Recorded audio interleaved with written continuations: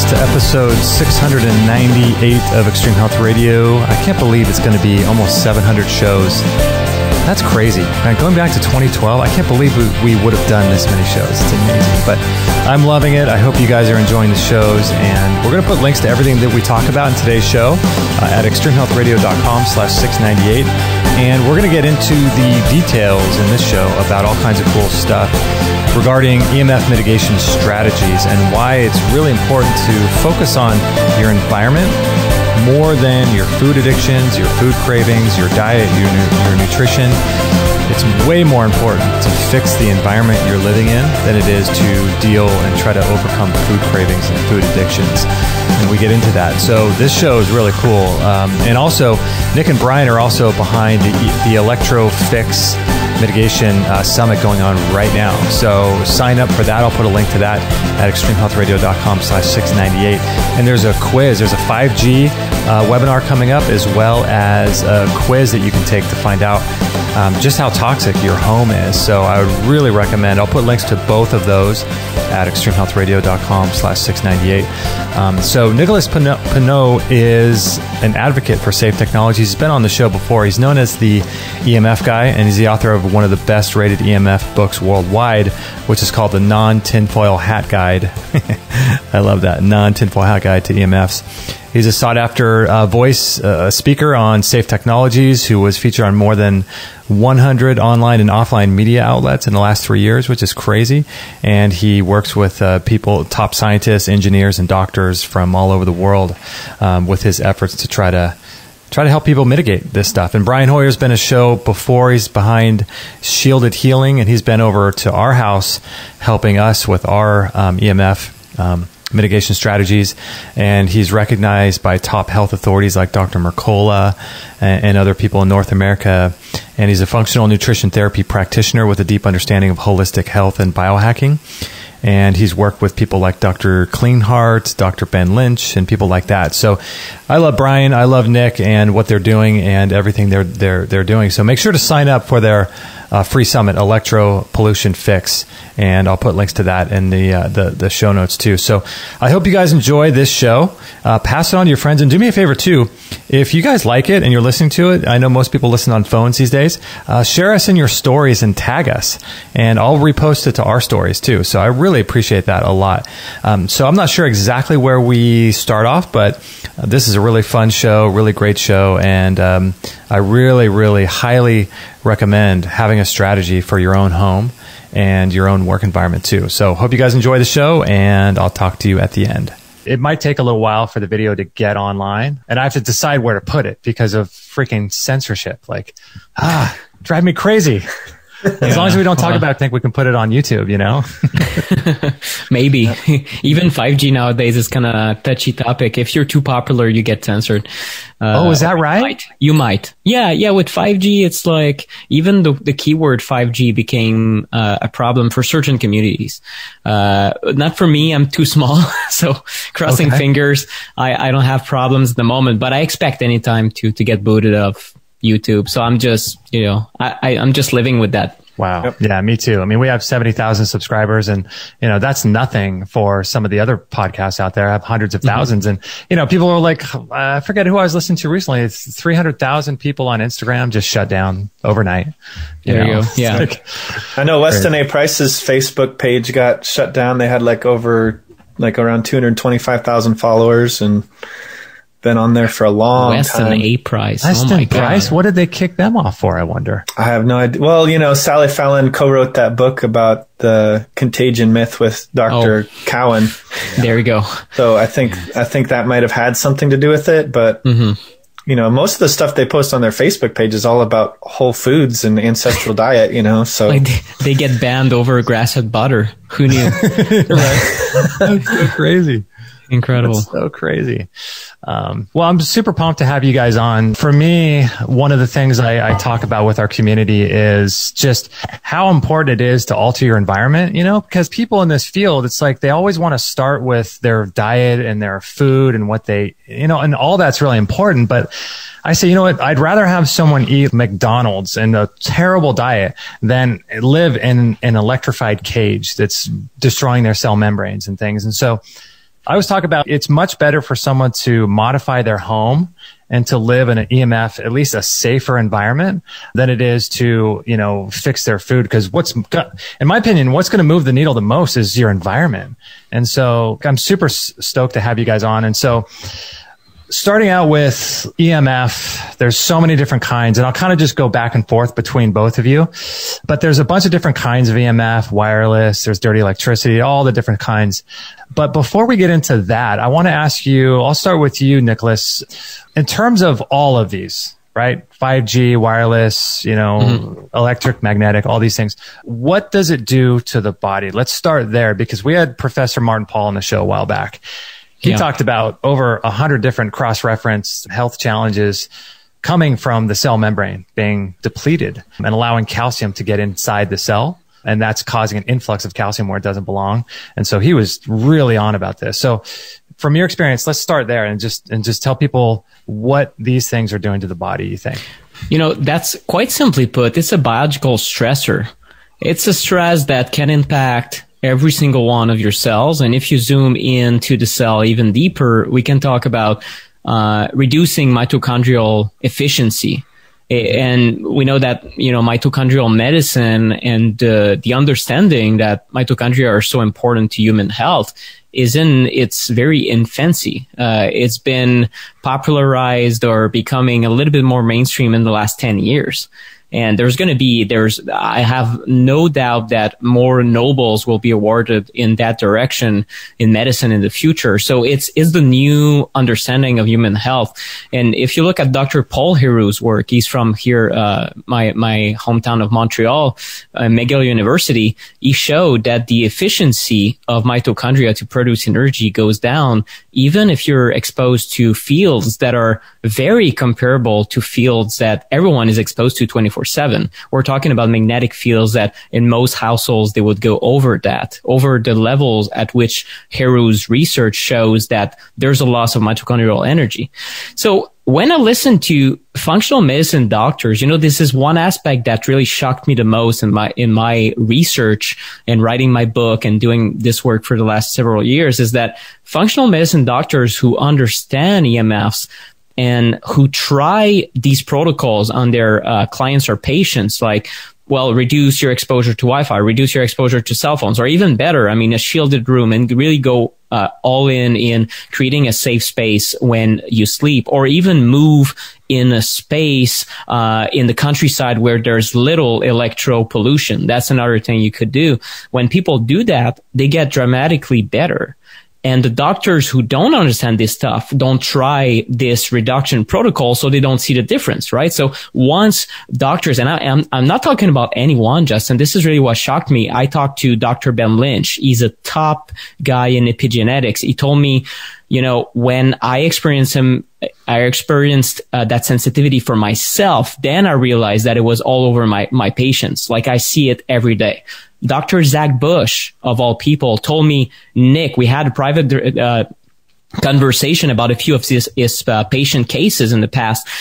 He was so kind to call me at home, and we had a chat just like that for basically pro bono. And I get Zach Bush on the other line. I was so excited, and I asked him, do you see EMF sensitivity? And he told me something that shocked me. I'll never forget. He told me, Nick, I did not believe that it was a real thing at first. And he's a very open-minded person. He's highly educated, triple board certified, has studied cancer, and now he's into soil microbiology, and he's a genius. Oh, yeah. For God's sake.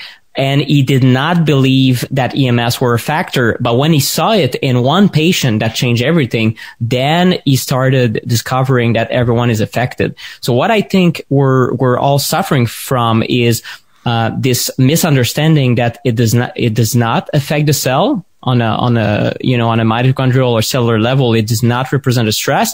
And then in medicine, everyone is putting their heads in the sand and would prefer that it is not a factor, since everyone is addicted and impacted by a dozen devices. So it's a complicated portrait for physicians to look at. So that's really the short version. And then, a lot of people, and I'll let Brian talk because I tend to go on and on, but the short version is a lot of people don't realize they're affected until they start reducing their exposure.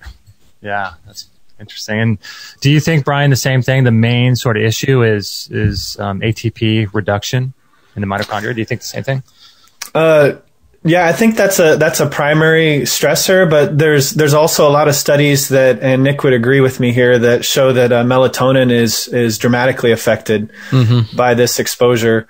And I feel like, I'm a health practitioner. I've worked with a lot of clients over the years, and one of the things that I think is going on physiologically is it's just this stimulation factor that's happening 24/7 all the time. And then when you're at night, you're supposed to be in this parasympathetic relaxed state. Your melatonin's supposed to go up, but it's antagonistic towards cortisol and these adrenal hormones. And so there's this constant stress that's going on that's keeping your cortisol at this baseline level and your adrenal hormones at the, your stress hormones at this certain level.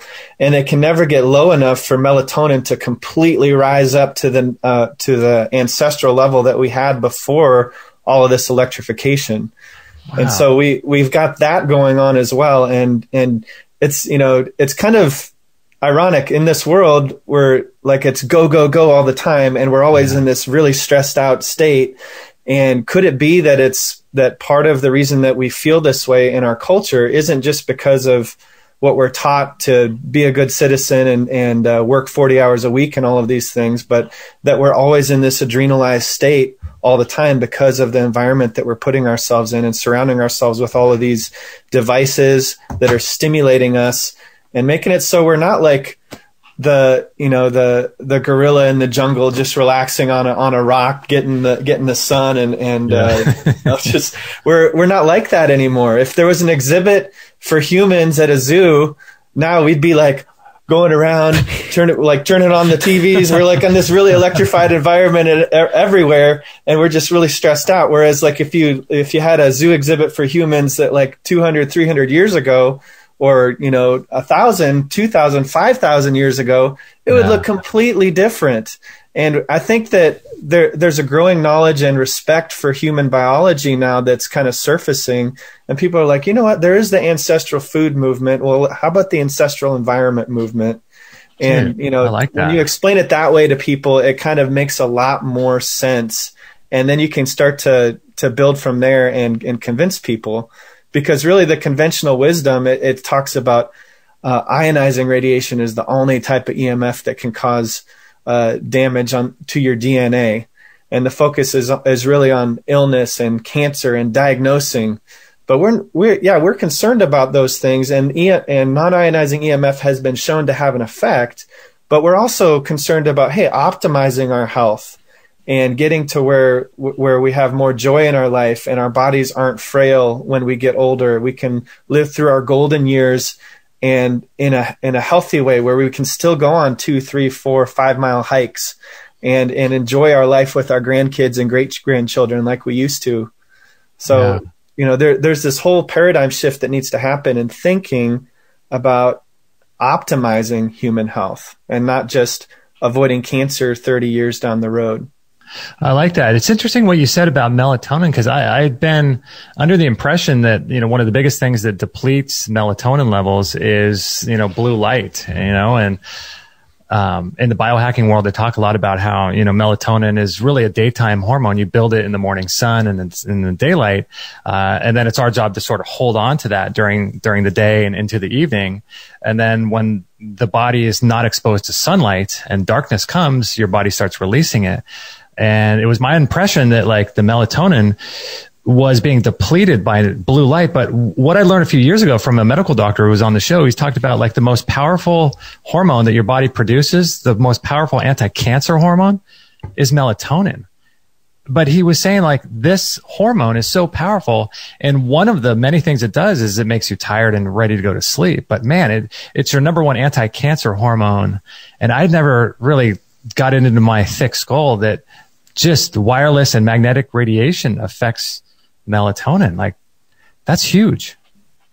Yeah, it is. It is huge. And I think that, what a lot of people also, one of the modules in our course that we go over is artificial light, because if you look at the EMF spectrum, light is a type of electromagnetic frequency. It's on the electromagnetic spectrum in the range of visible light. Then you have infrared, and then some of the ionizing radiation once you get into UV and beyond.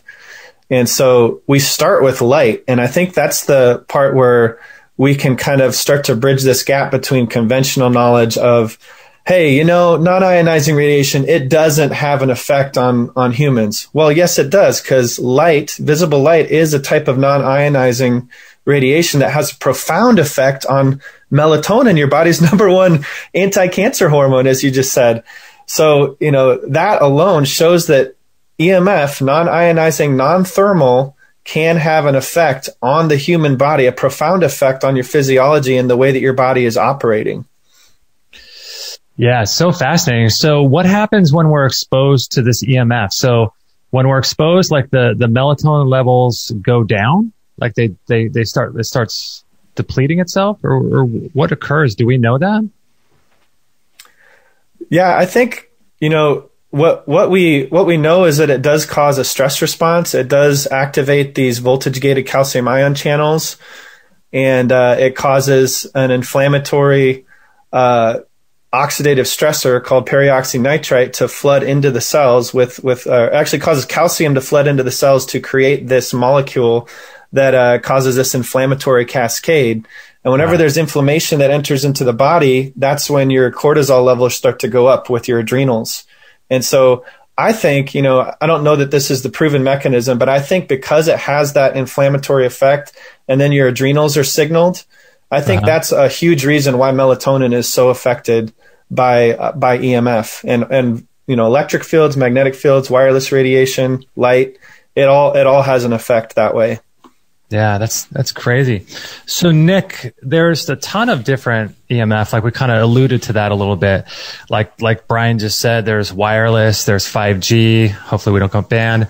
There's electricity, there's magnetic, there's, you know, all these different types. Yeah. Is there a way to quantify which one's most important, or do we just want to like try to mitigate all these things? You know, it really depends on an individual basis. And this is really what Brian and I have been working towards for almost a year and a half, kind of looking at, okay, well, what does the average layperson, health conscious individual have in their homes? Because, you know, someone could have a big wireless problem in their home. If it's a smart home, so-called smart, of course, it's far from being smart. Smart means wireless. They have all these Bluetooth gadgets. They have, like, everything is Bluetooth in their home. It gets kind of crazy, right? So they might have a big wireless problem and not necessarily magnetic field problem. And who knows, maybe they don't really like their lighting. So at night it's very dim. It's not that much of a problem. The next person might not have Wi-Fi, but now they have a big magnetic field issue that's undiagnosed, so to speak, because Brian's team hasn't visited there, or someone who's an EMF mitigation consultant. So it really depends on each individual situation. But what we decided to organize inside our course, and our really something that changed my approach, is what we call the 3D system. It's a way of thinking about your priorities when it comes to EMFs.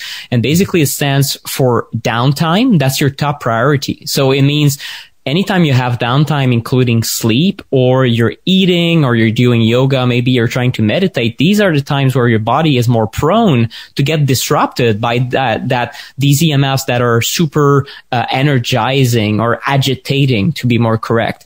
And then we have duration. So imagine that you have a room that is very high in EMFs in your home, but you never spend time there. Well, why would you do something? Why would you freak out about your closet that has a high magnetic field when in reality no one spends time there? It's not logical. So sometimes people, unfortunately, get anxiety over certain EMFs that they detect, maybe with a meter or maybe with an EMF professional that wants to do good. But without proper context, you freak out about every single source. And an example that I personally do not like that I did that mistake in my book originally in 2017 is the blender idea, right? So, a Vitamix or Ninja or something like that. Yes, it creates a huge magnetic field. It is an extremely powerful motor. However, how much time do you spend with your face right next to the Vitamix in your entire life. It does represent a small exposure, right? So compare that to maybe having a fan blowing on your face right next to your pillow because it's super hot. Maybe your AC doesn't work as good as you want it to be. And then you're exposed to a high magnetic field every single night for 8-10 hours. Mm-hmm. That's different, right? So again, duration is super critical. If you don't spend time in a certain area, you shouldn't really try to mitigate that first. Instead, you should think about maybe your day job. Like you go to an office. Well, I spend like 50 hours there every week. It should be a priority to make sure that computer is wired and that this environment is safer because it's going to be the best bang for buck. And then the number 3 is distance, because of course the devices that directly touch your body have the biggest propensity to be carcinogenic in the long run. So if you have a cell phone in your pocket all day, every day, if you have a cell phone in your ear, these are like the cancers that are very close to the devices are the ones that are most concerning in scientific research. And for sure, you don't want to take chances with those. So this is our priority system in that order. And I think it really helps people put it into context. And in that system, we don't really quantify, is artificial light more important than wireless, or is it more important than electric fields? In reality, all these fields, if you listen to Dr. Martin Pall, for example, what he would say is that basically all these fields do the same thing. And we cannot really quantify, well, what power density of 5G is worse than 4G or worse than a high magnetic field source. These things have not been done on a scientific standpoint. So all we know is that all these fields are biologically unsafe. And it makes it a little bit overwhelming because you tell yourself, well, I'm exposed to a lot, right? Like all the environment. I'm in a city. Like, what about the neighbors? Yeah. So it becomes a priority to get rid of these sources or mitigate these sources, reduce at home, starting with the things you have actual control over. And this is the entire reason we created the course was, okay, so now how do people get started with that? Because it can get quite overwhelming. So they need a priority system. And this is basically what we teach inside the course, how to learn about the sources and then do something in order of priority, or else you become crazy about it. There's like, the average home in the US, and I don't even know if the data is still valid. It was 23 devices that are wireless on average. And that's, I think, a few years back because of the number of phones, like there's one router, but then there's a doorbell and, some homes, Brian, I think you told me that you found one of them was more than 50 or something like that. So certain homes are even crazier than that. Wow. That's crazy. So I know, Brian, I recommend people all the time, to have a consultant through your company, Shielded Healing, to come to their home. And I recommend that a lot. When you go and work with people, cause you came to our home and that was so interesting what you showed. Do you get a lot of people that are just like, kind of like what Nick was just talking about? We're trying to prioritize where to start. Some people have this like defeatist mentality, right? They think everything's going to come and kill them. I don't know what to do. Everything seems equal. But do you get a lot of people that think like that? And it's probably really satisfying to them when you just say, hey, listen, let's just start with your bedroom or something, right? Yeah, it is. And I think there's a lot of people like that there's actually a lot of people that kind of go like this. I don't even want to hear. I'm going to plug my ears. I don't want to hear about what you have to say about this because it's too overwhelming. It's everywhere. I can't do anything. So that's exactly the mentality you're talking about. And, but I think that putting our head in the sand isn't something we should do either, because if you do that, you're going to end up worse off later down the road rather than addressing a few things. But it can be very overwhelming, and that's something that I have to teach my team, and I have to be self-aware when I'm doing an assessment for somebody, is being sensitive to emotionally how they're feeling with all the things that we're finding during this 3 or 4 hour assessment of their home, and giving them that, the arm around their shoulder saying, don't worry, we're going to help you go through this. But essentially that's what we've done with this course too, is helped break things down. And I'm really happy with the organization that Nick and I have been able to break things down into step-by-step phases. Each week we have homework for the person. You're kind of helping to get your family on board, because there's a lot of people that are skeptical of of EMF causing a problem. And so we kind of talk a little bit about how to deal with that.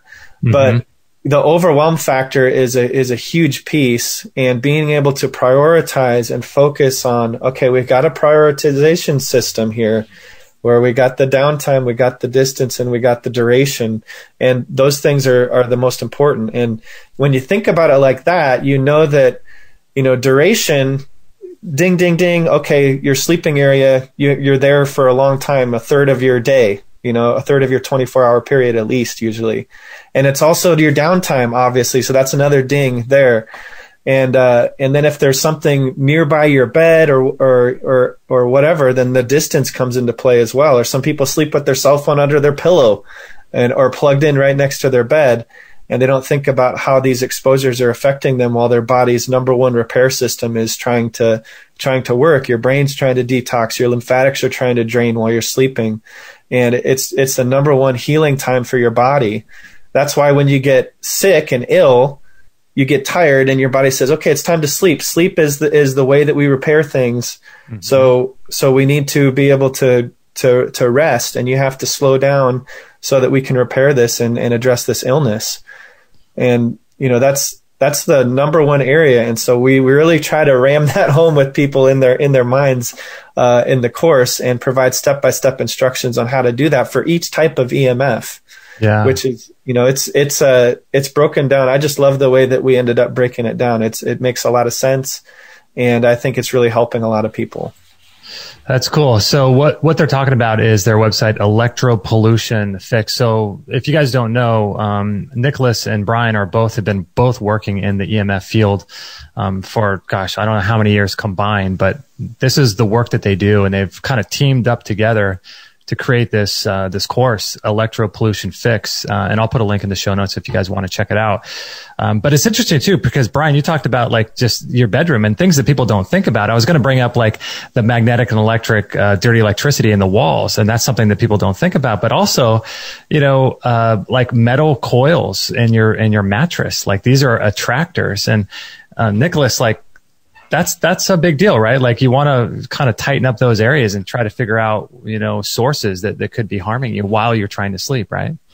Yeah, and it's pretty simple. The simple advice, I was just writing a newsletter the other day, and how can I break this down easily? But just unplug everything. I mean, instead of focusing on the minutia and asking, okay, well, what does the average person have on their bedstand? Maybe it's a phone and a tablet, and sometimes I see at people's home, it's a whole tangle of 100 devices that are plugged under the bed with lamps and like an extension cord into a power bar, into an extension, into a power bar kind of thing, That's a lot of electricity and a lot of stuff that's buzzing. Sometimes they're very close to your body. You might have magnetic field exposure. Sometimes it might just happen that your bed has metal parts in it. And what will happen is that metal will conduct that electricity, not only coming from the wall, but also from what you plug near your bed. So it might get your body voltage up. And what happens, this is, I'm talking about electric field exposure. And this is a very simple one that's been around since, the beginning of the 1900s when we started electrifying the whole deal especially in cities, is that when you have electricity running through your body, it is something extremely agitating to the biology, even at levels below your level of perception. Of course, if you get an electric shock, you're going to say, okay, I'm going to wake up and figure out what the problem is.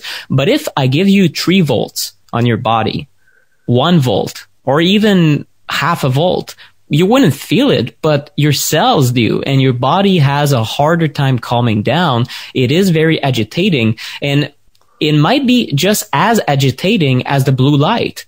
If I have a huge spot, very white, bright, and I blast it in your face while you try to sleep, you're going to say, Nick, stop that. This is torture. Well, What happens is that our eyes do not perceive the electric fields, but it looks like the mechanisms are almost the same as the blue light. We don't see these fields with our eye camera.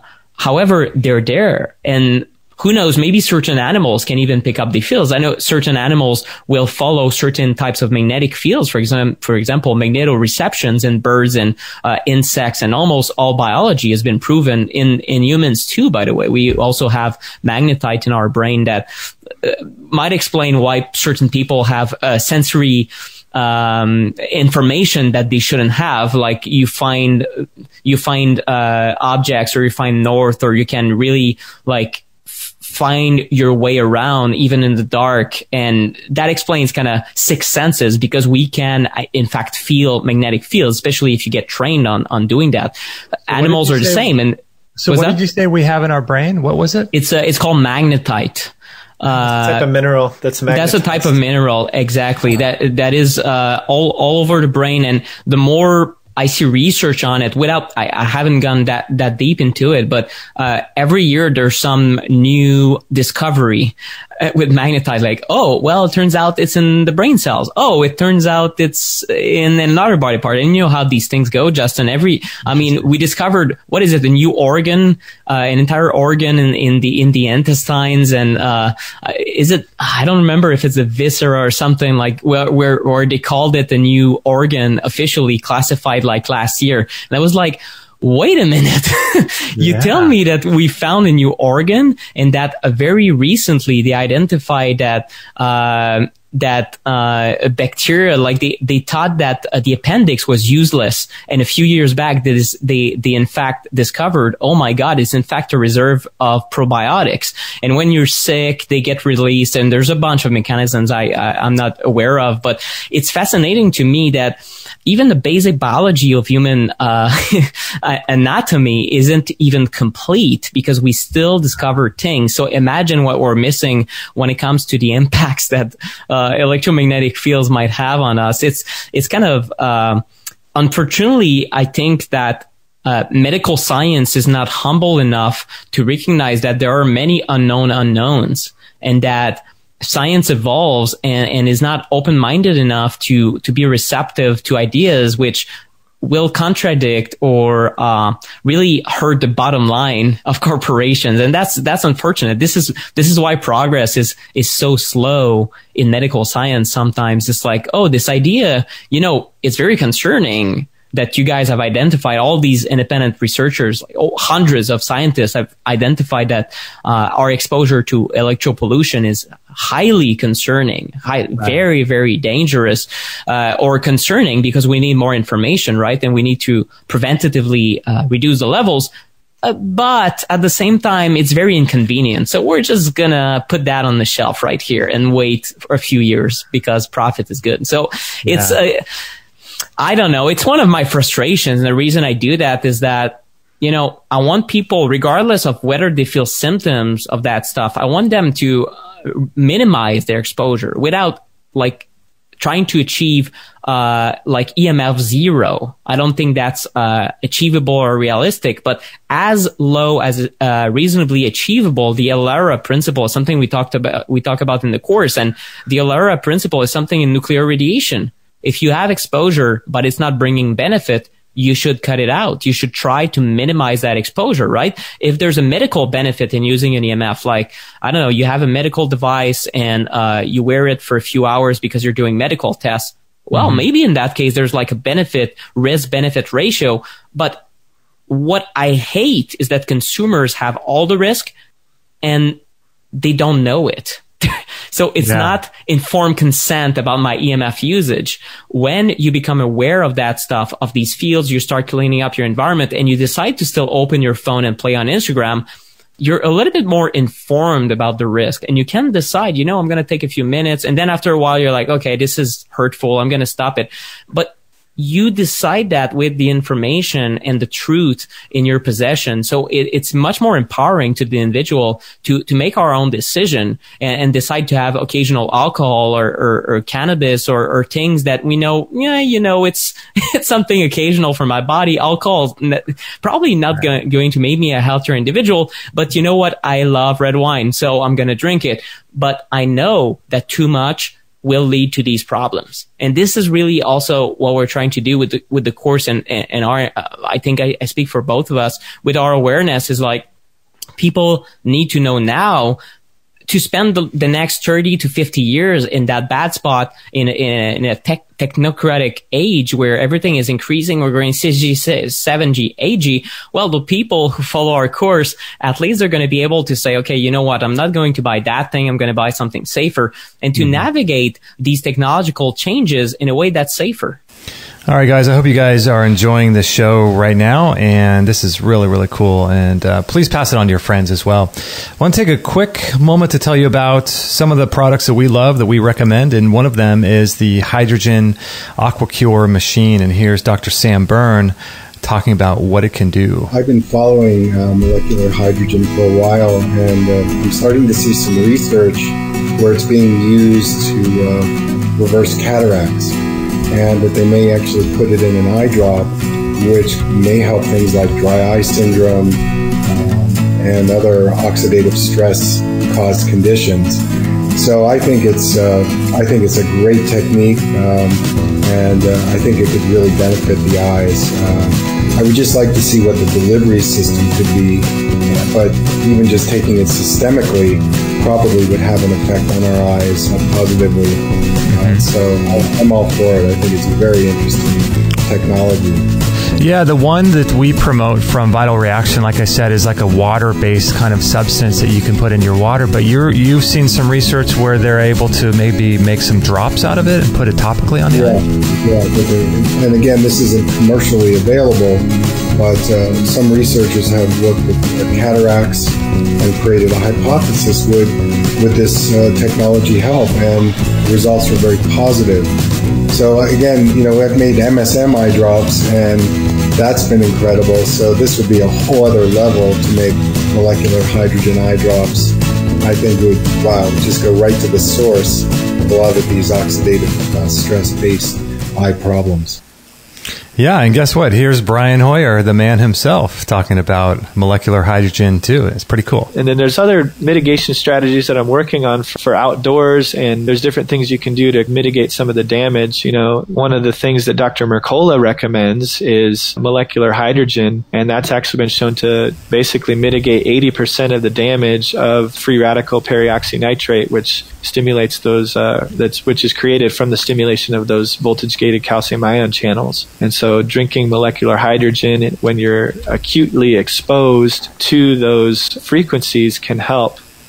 Yeah, molecular hydrogen water. So we have this machine called the Aqua Cure, and we've done a couple shows with George Wiseman, the inventor of it, on our radio show, and you can look at that and listen to both of those, along with Dr. Tyler LeBaron, who's the head of the Molecular Hydrogen Institute. And there's over 1,000 studies getting into the physiology and what molecular hydrogen does to your DNA. And not only that, your mitochondrial DNA as well, which is amazing. So the claim to fame with hydrogen is that it's super, super small. So it's around 400 times smaller than vitamin C. It's around 700 times smaller than CoQ10. So it has the ability to permeate throughout your entire body and get into the actual DNA and repair it. And so you can imagine what happens when you start repairing your DNA. Things start happening that I can't even explain, or I can't share with you, because that would be making a claim. But you can just imagine what happens when your DNA gets repaired. And so what happens is that this gets into your blood-brain barrier, gets into your brain, gets into your mitochondria, and just simply repairs it. So what it is it lowers the oxidation in the body, and it's an incredible machine. So what you do is you can bubble this hydrogen bubbles into your bath water. You can bubble it into water and drink it, which is what I do. You can breathe it through a cannula. And so if you're sitting for long hours on the computer, you can simply just breathe this molecular hydrogen, this fourth phase of water, and it simply heals the body. It reduces oxidation, which is the cause of all disease. And if you go onto the Molecular Hydrogen Institute, you can see all the different studies and how it affects your physiology. So I'd highly recommend checking out the Aqua Cure machine. And here's something else too that I want to tell you guys too.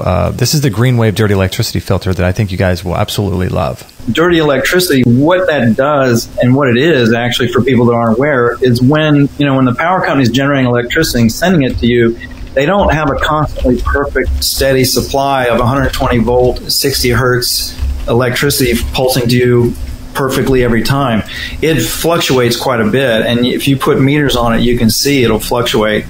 And so that fluctuation, and there are micro fluctuations as well. And those micro fluctuations, all that fluctuation creates these pulses in the wiring that will create EMF pulses around you. I mean, the wires themselves, when electricity is flowing through them, that will create a field around the wires that can affect you. But then when you've got all that little pulsing and micro pulsing going on, it's creating these frequencies of fields that are pulsing and affecting you negatively. And so those devices like the green wave, they will act like an inductor and smooth that signal out so you don't get that pulsing.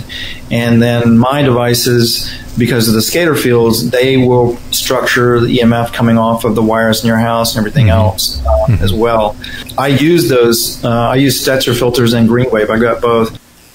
Yeah, super simple mitigation strategy is to lower the magnetic frequency and the electric frequencies coming off the wires in your home. So like our wires produce these perpendicular magnetic and electric fields that come off, and these are measurable. And Brian Hoyer measured ours. And you can notice a significant decrease when you add something like a green wave dirty electricity filter to your outlet. And the cool thing about these things is that they're about $30. And I just can't recommend them enough, because what you should do is think about where you spend the most time. And so put them in your bedrooms, put them in if you have a home office, put them next to your kid's bed, or if your dogs sleep next to an outlet or something, plug it in there, and this will dramatically reduce the amount of noise and electrical fields coming off of these wires, these 60 hertz wires in our walls. And so this is a really great way to regulate the amount of stress on our bodies and cell membranes. So check these out. They're the green wave dirty electricity filters, $30 for one. You just buy a handful of them if you can, 3 or 4 of them. I think you can get them in bundles as well. And if you do, you'll get a free 30-day trial to our Extreme Health Academy as well. So check these out, dirty electricity filters at extremehealthradio.com/698 or at our store, biochargeme.com. Oh, I totally agree. Brian, you mentioned something a minute ago, I think maybe it was you or Nick, about jump conductivity. And it's interesting because like the wiring in our walls, I'll never forget when you measured our walls in our home. And there's like these wirings that produce a magnetic and electric field. So it's my understanding they produce both of those. And I remember a long time ago, Daniel Vitalis, like he explained this really well. It was really good, like visual kind of conception of this. And he talked about like, if you were to remove the foundation of your home, the walls, the outside, the stucco, the drywall, and you just removed all of that and you left just the wires of your home, if you're able to do that, we're basically like living in these electrified cages. And it's really like, wow, that really sounds interesting. You know, you can kind of put your mind around that visually. And so this dirty electricity that we have in our walls, you measured it, and this is part of what Martin Paul was talking about on our show a while back about how it affects your cell membrane. And Nick, like what you're saying, it allows calcium to flood the cell. This is somewhere that people don't think about, and they don't think about their walls and how the wiring's not insulated or grounded. So maybe can you talk a little bit about that, Brian, and just like what this is doing to people? Yeah, well, I think that on a very basic level, people have an understanding that electricity does actually impact the body. And one of the examples I give all the time is when a person's heart stops, how do we restart it? You know, you pump voltage into it. You give a jolt of electricity, and that stimulates the heart muscle to contract. And contraction is calcium flooding into the cell. And relaxation is magnesium being depleted. And so we have a chronic magnesium depleted society right now. I think there's some statistics out there that say something like 80% of people are magnesium deficient of the population.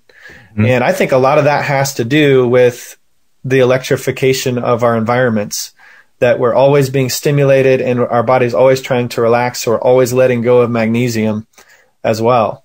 And so, and then you just think about other things like when you do get electrocuted, how your muscles are contracting. You know, like if you grab an electrical wire, like many electricians that I've talked to, like, yeah, I accidentally grabbed a hot wire one time, and your hand just kind of goes like this. All your muscles clench. Yeah, and that's what happens. And when you have these little patches that put voltage on your body, it causes this contraction. So So going back to that analogy that you were talking about, taking out all the drywall and the studs and everything, and just thinking about how we're surrounded with these electrified cages. Imagine placing a metal bed right in the middle of all of that, and then you have this electricity that's got a field that's coming out, and it's going onto anything conductive. Now your body is conductive, your skin is conductive, and so if the electricity is near the metal in your bed, then it's jumping onto the metal on your bed and then flowing onto your body. And it's got all of these micro contractions, micro pulsations all night long while you're sleeping. That's happening. And this is something that is foreign to human habitats historically. Before about the late 1800s, when Nikola Tesla invented AC electricity. And before that, Thomas Edison had been fooling around with DC. And that's when he invented the light bulb. He was using DC currents to light up the filaments and eventually ended up with the incandescent light bulb. But DC energy is found in the earth. AC energy is a pulsed frequency that allows the electricity to go farther on the electrical lines, which is why it made more sense if you're going to light up cities to use AC electricity, because it's pulsed frequency and it'll go farther. But it's also much more damaging and biologically active on our cells. And so we're sleeping in these environments that humans have never slept in before. Probably starting, I don't know, Nick, what would you say, about the 1940s is when it really started to become more commonplace to have electricity everywhere, 30s, 40s. I think in around 1950 was the end of electrification, in fact. So it's probably 20s until 40s. I think it was a very aggressive move because obviously everyone wanted to join modernity. So I don't know if it took 2 decades to electrify the whole thing, I would think, especially in large cities. Yeah, we are relying on the information we've read in the history books. We weren't there, so we're looking at the history books and seeing, okay, when it was invented, and then there's a lot of actual studies on rural farmers that show their sperm counts going down when they started to become electrified, and there's just a lot of signs, and society was advancing and industry was advancing so much during those times. It's like there's so many factors that were at play when electrification was happening. We had the chemical revolution where there was like much more and more industry and chemicals that were being produced, and different medical advances that were happening, and then the light. Along with electrification comes the artificial light at different times of the day as well, and so you have that exposure that's making people stay up later than they historically did.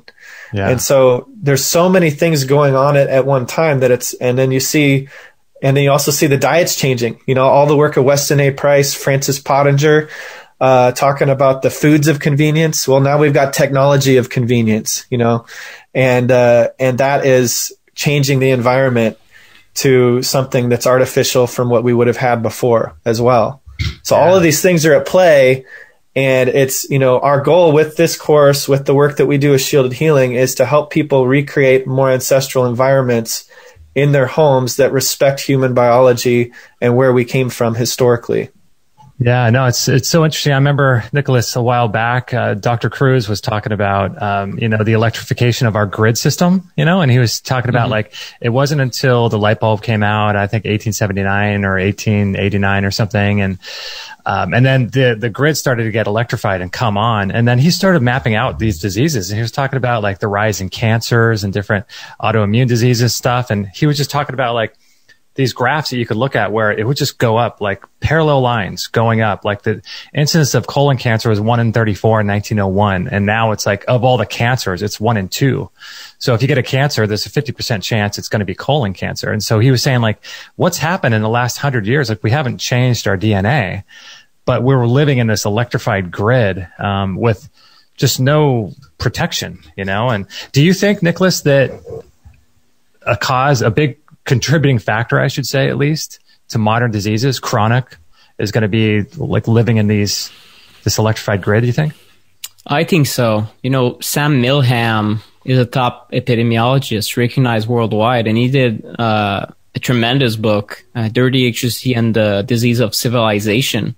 And he does show a strong correlation, almost impossible to deny on a statistical basis. It cannot be a fluke that certain communities were electrified and that very year or the year after you start for example, diabetes starts being basically reveals itself because it was never a thing before, even though the diet was poor or maybe sugar consumption was way up. So it looks like, especially you have a set of studies that are very concerning where people exposed to more dirty electricity, or even I think there's some, in some aspect, it could be just electric fields, but dirty electricity is just a more active version, a more disruptive or stressful version of electric fields because there's more changes in the harmonics riding on your electrical wire, to be quite simplistic about it.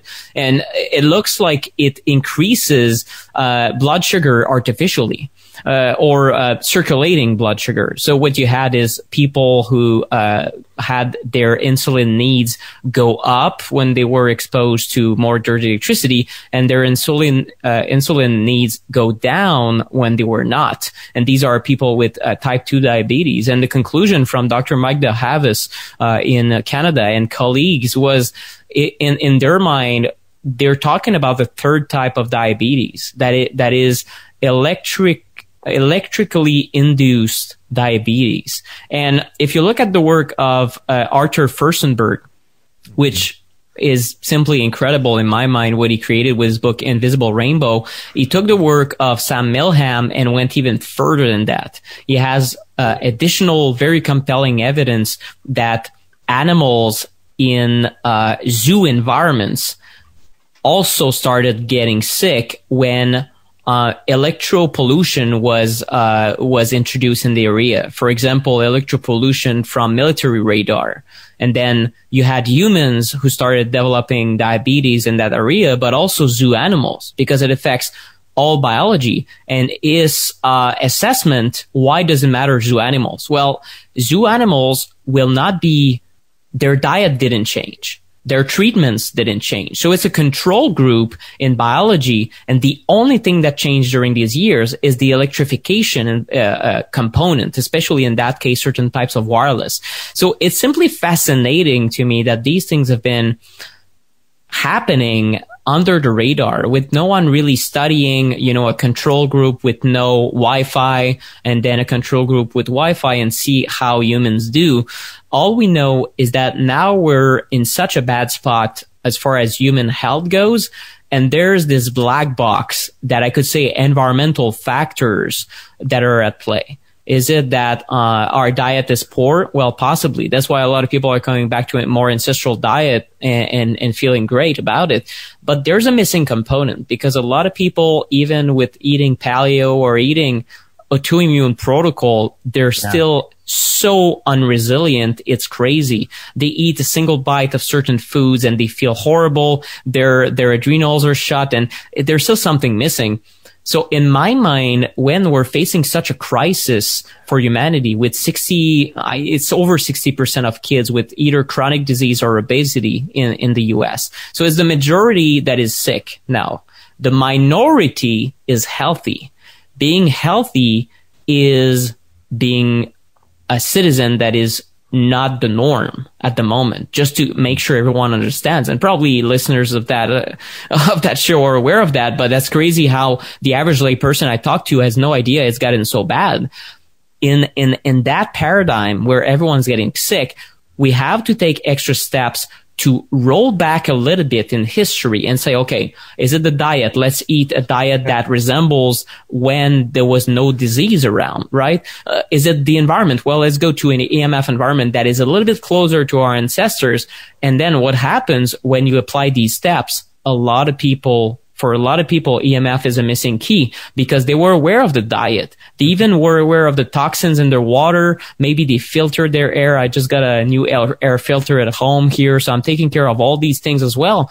And then they forget about EMF. So maybe they have a router under the bed, their phones, everything's plugged in, and in their mind, it's not a factor. And they wonder, my God, my paleo diet isn't working so great. I still feel sick, or I feel fatigued all the time. Well, you have a router under the bed, buddy. So turn it off under your bed. And then they start feeling better. So it's as if someone is hammering their head, all night, every night, and they wonder, my God, why isn't my diet working? It's kind of crazy when you think about it, but that's pretty much that. It's a huge biological stressor that people are introducing inside their home, and they're simply getting blindsided in an insane way by this environmental toxin.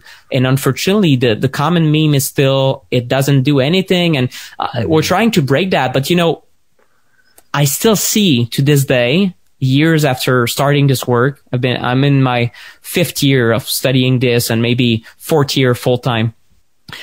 I still see people in the paleo space or people that are health conscious, even functional medicine docs that have been meeting in conferences, and not to talk against them, but the idea is still a bit of hard sell for me to tell them that this is a factor.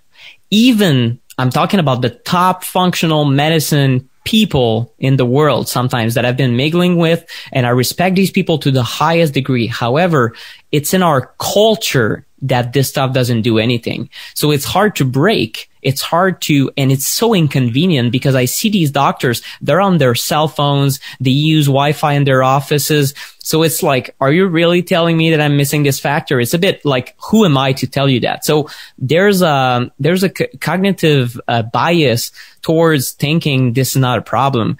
And fortunately, some doctors have been speaking out. I talked about Dr. Ben Lynch or Dr. Klinghardt. There's Dr. Pompa. A few of them have been a little bit more vocal about it. And I was able to convince a few of them to at least look at it. And some of them have told me privately, like, oh, yeah, wow, this is actually a big factor, even for their own families. They turn off Wi-Fi, they feel better. But there's a lot of work to do when even the alternative medicine movement is not up to speed about EMFs. So yeah, I guess we still have a lot of work to do about that, but that's quite unfortunate that everyone is getting so blindsided by this agent. Yeah, no, totally. I completely agree. It's so fascinating because I love this kind of work because what I like to call is like a passive way to make yourself healthy. Because if people are struggling with their diet, man, and they have food addictions and like, oh, I want to have that cake before bed, that kind of stuff, and you're just dealing with like decades of this food addictions, right? Like people start there, and it's just, to me, that doesn't make any sense because you're trying to change the way you've been eating in the last 30 years, and then you just keep beating yourself up.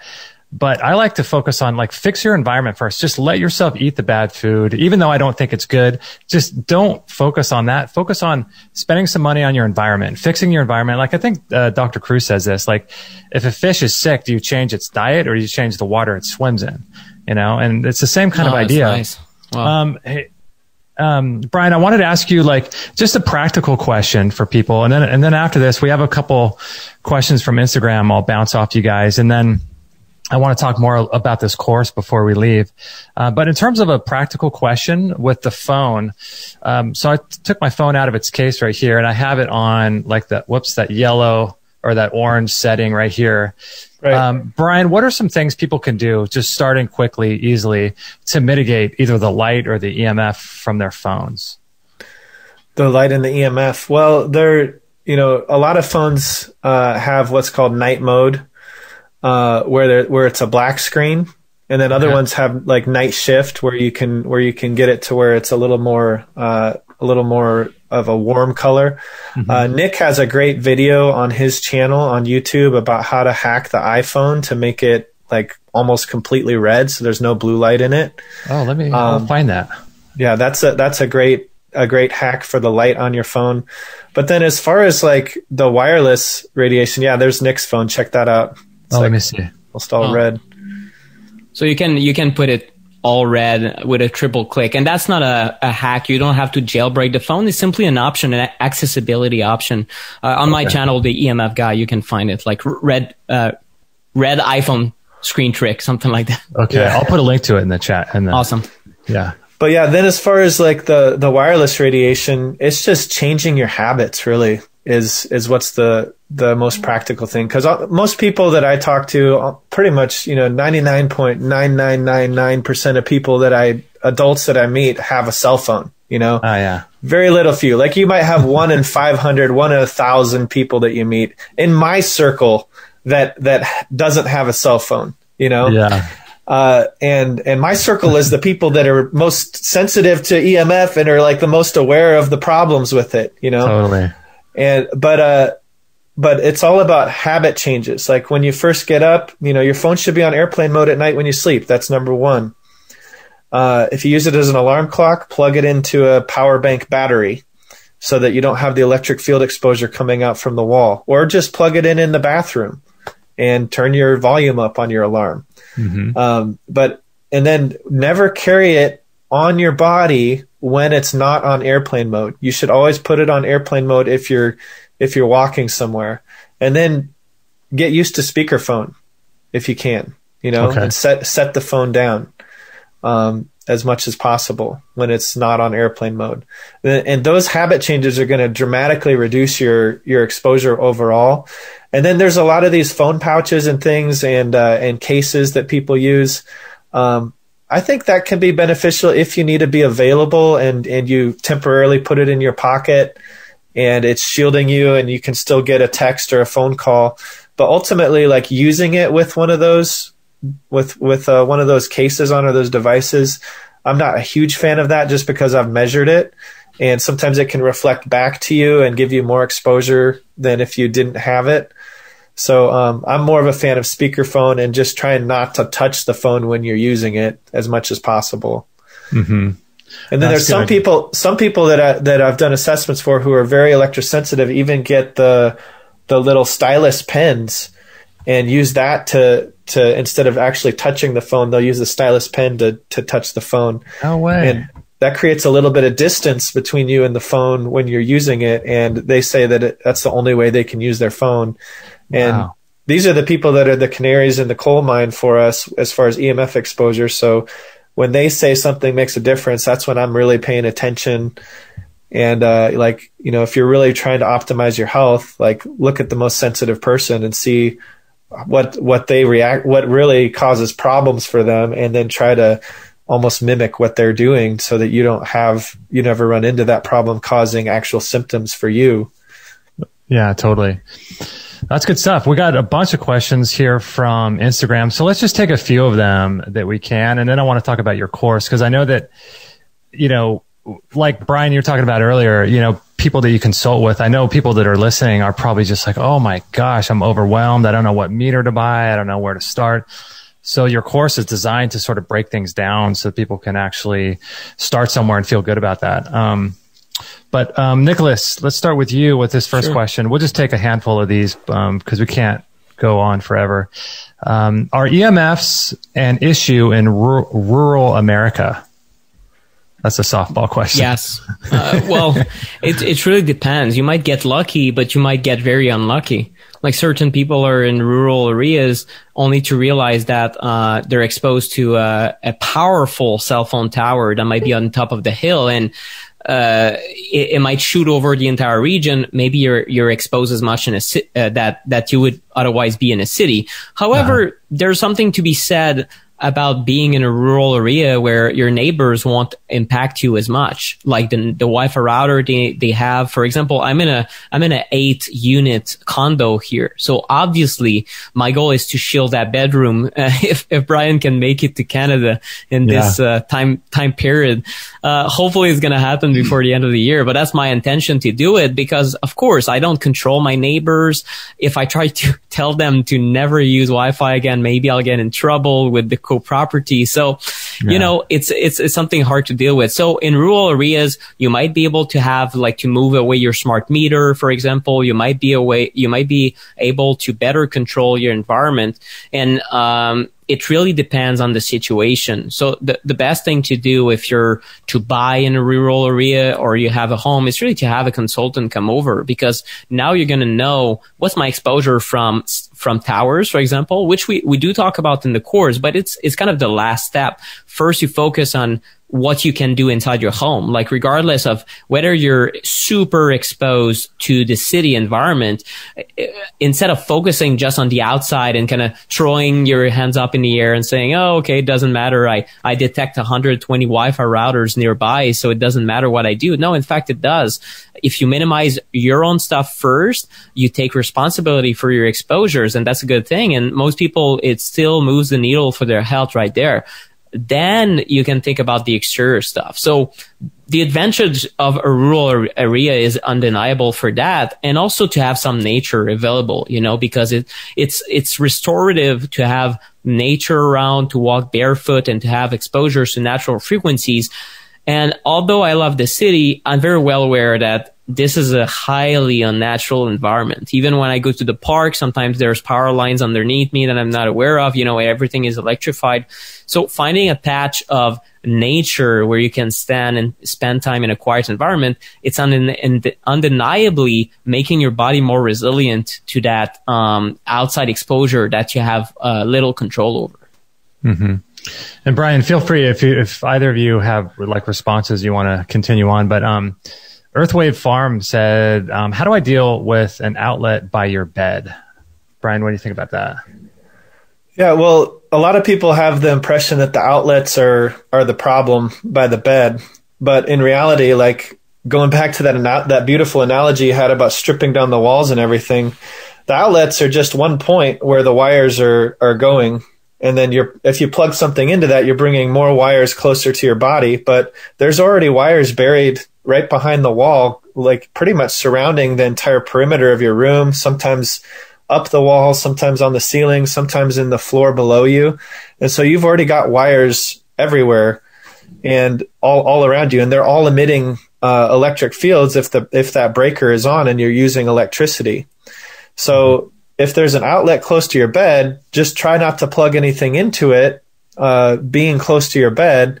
Try to get battery-operated lamps, other things like that. We talk about all of these things in the course and go through all the recommendations for the bedroom.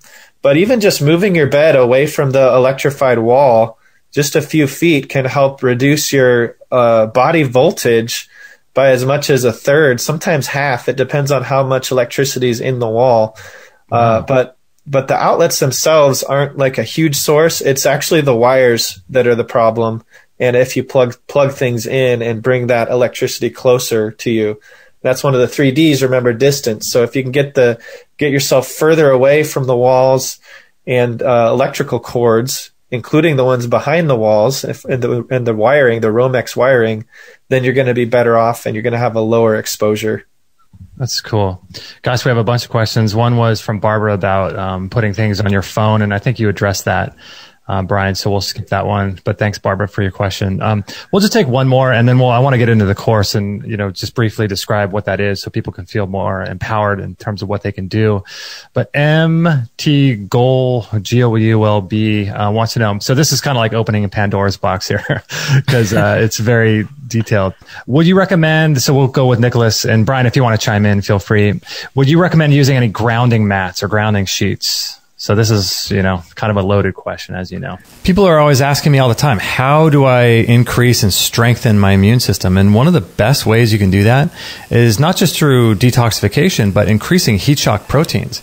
And one of the best ways to do that is through sauna therapy. And what's awesome about sauna therapy is that you can sweat out these heavy metals, these estrogens, these toxins, and all of these things that are in our environment through your skin, and you can bypass the kidney and the liver, which is an amazing thing to do because when you put less stress on those organs can function properly and you can get these things out of your body. And so here's Dr. Robert Rowan talking about detoxification through sauna therapy. It's one of the biggest. The other issue is chemicals in the environment. And to get rid of chemicals in the environment, probably the most cost-effective method is to sweat them out. And far-infrared saunas is going to help sweat them out. I mean, look at the breast. What is the breast? It's 90% fat. It's only 10% mammary tissue.